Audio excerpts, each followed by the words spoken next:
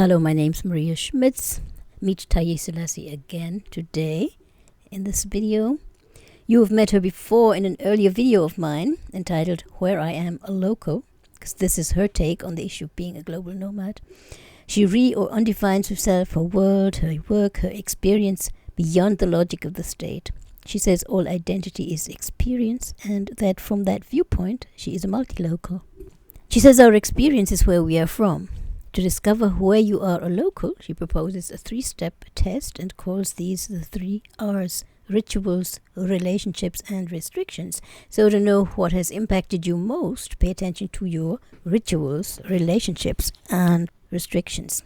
Now to the topic of this video. Taiye Selasi opened an international literature festival once with a plea saying that classifying literature according to the author's origin is a betrayal. Global nomads could be the generation of young people who grow up in a different culture from their parents, she said.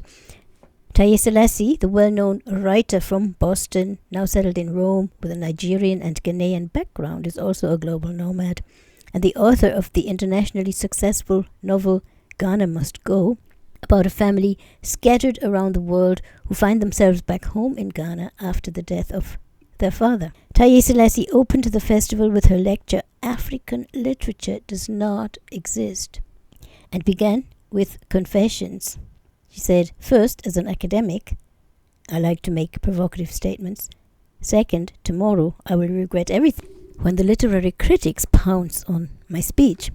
Her speech was indeed provocative and very personal, yet scientifically sound. The basic thesis: classifying literature according to the origin of the author is a betrayal of the complexity of literary culture.